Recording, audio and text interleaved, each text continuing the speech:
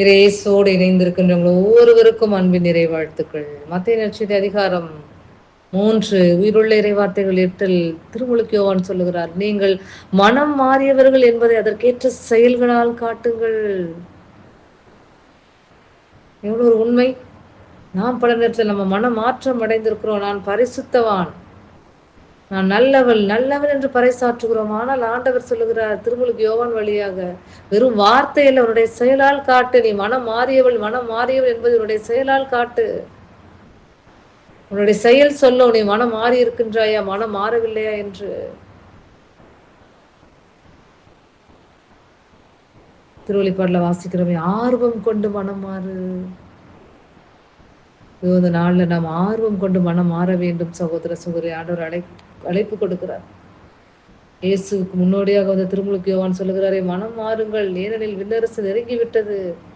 திருமுழுக்கு யோவான் கைது செய்யப்பட்டு அவர் இறந்த பிறகு இயேசு நற்செய்தியை அறிவிக்க ஆரம்பிக்கிறார். மனம் மாறுங்கள், ஏனெனில் விண்ணரசு நெருங்கி வந்து விட்டது என்று இயேசு பறைசாற்ற தொடங்கினார் என்று 4:17 வாசிக்கிறோம். வழி தொடர்ந்து கொண்டே இருக்கின்றது. காரணம், நாம் மனம் மாற வேண்டும், நம்முடைய செயல்களால் வாழ்ந்து காட்ட வேண்டும் என்று. ஆனால் பல நேரத்தில் வெறும் வார்த்தைகளால் மட்டும் சொல்லுகிறோமே தவிர செயலளவில் நாம் வாழ்ந்து காட்டவில்லை. உணர்ந்தவர்களாக நாம் மனமாற வேண்டும் என்பதற்காகத்தானே, நாம் பரிசுத்த வாழ்க்கை வாழ வேண்டும் என்பதற்காகத்தானே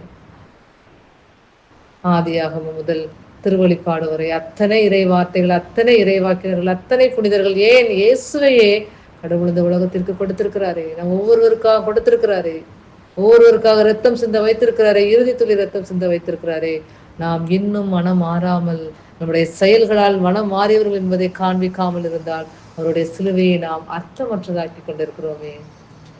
உணர்ந்தவர்களாக தாழ்த்து கொடுத்து செவிப்போமா. எங்கள் நல்ல தகப்பனே, நாங்கள் மனம் மாறியவர்கள் என்பதை எங்களுடைய செயல்களால் நாங்கள் காட்ட வேண்டும், எங்களுடைய சிந்தனைகளால் காட்ட வேண்டும், எங்களுடைய சொல்லால் நாங்கள் காட்ட வேண்டும்.